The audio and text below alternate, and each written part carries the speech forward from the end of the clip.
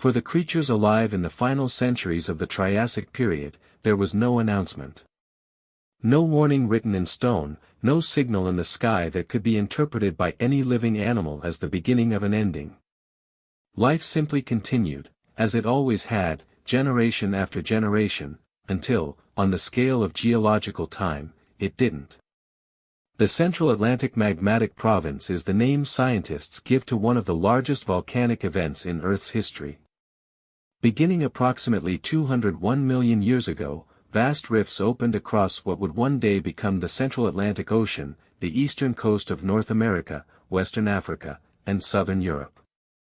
From these rifts poured lava on a scale almost impossible to comprehend, flood basalts covering millions of square kilometers, erupting not once but repeatedly over a period of perhaps 500,000 years or more. The lava itself was destructive enough locally. But the more consequential damage came from the gases released into the sky above. Carbon dioxide poured into the atmosphere in quantities sufficient to raise global temperatures by several degrees within geologically rapid timescales. Sulfur dioxide created acid rain that leached nutrients from soils and disrupted the chemistry of lakes, rivers, and shallow coastal seas. In some areas, sulfuric aerosols caused short-term cooling events that alternated with the longer background warming, a volatile, unpredictable climate system in which organisms that depended on stability were placed under impossible stress. The seasons became extreme. The monsoons became erratic. The plants that had clothed the interior of Pangaea for millions of years began to thin, to retreat, to fail. The end-Triassic extinction event, one of 5 major mass extinctions in Earth's history, eliminated somewhere between 70 and 80% of all species on the planet. The Rhynchosaurs disappeared entirely. The Aetosaur vanished without a trace. The Phytosaurs, those crocodile-like rulers of Triassic rivers that had seemed so perfectly engineered for their world, were gone. The Rauisuchians, the powerful, semi-erect predators that had outcompete dinosaurs for apex predator status across multiple continents, did not survive. An entire world of creatures that had seemed permanent, established, and ecologically necessary simply ceased to exist, their bones settling into the rock as a thin layer of evidence that something had once been there and then was not. What was left, in the rubble of the Triassic, was largely the dinosaurs. It is worth being careful here. The dinosaurs did not survive the extinction because they were better, in any simple moral or narrative sense. Survival of extinction events is notoriously difficult to predict from any animal's pre-extinction traits. Some lineages of crocodilomorphs also made it through, their physiological frugality serving them in the chaos. Some small mammals' ancestors survived by burrowing deep and metabolizing slowly. The dinosaurs' success in the aftermath seems to owe something to a combination of factors: their broader thermal tolerance, their dietary flexibility in a world where food resources were massively disrupted, and perhaps also sheer geographic luck in terms of where populations found refuge from the worst effects. But survive they did. And into the emptied world they expanded with a speed that has no real parallel in the fossil record.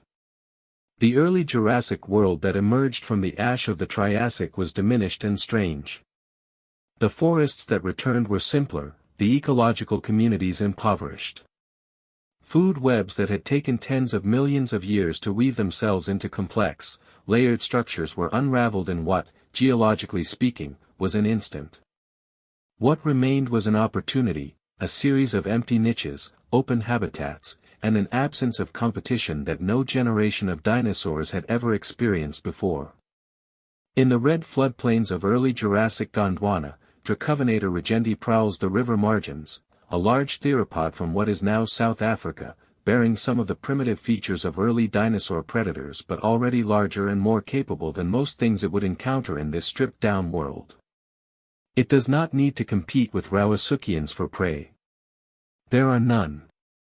The land it moves through is quieter than any landscape its ancestors knew, and in that quiet, it is the largest moving thing. In North America, Dilophosaurus weatherili was already one of the dominant predators of the early Jurassic, reaching 6 meters in length and filling the ecological void left by the Rauisuchians with an ease that suggests the dinosaur body plan had been waiting for exactly this opportunity. Its footprints are found across the American Southwest in layers just above the Triassic-Jurassic boundary, a literal record of expansion written in stone. The herbivorous dinosaurs are expanding too.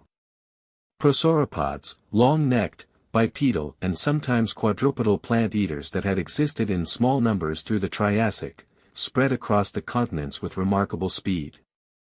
Massospondylus carinatus in southern Africa, Plateosaurus engelhardti in Europe, Lophengosaurus huinii in China, the same basic body plan appearing on multiple continents as population spread through the newly opened landscapes, each adapting slightly to local conditions.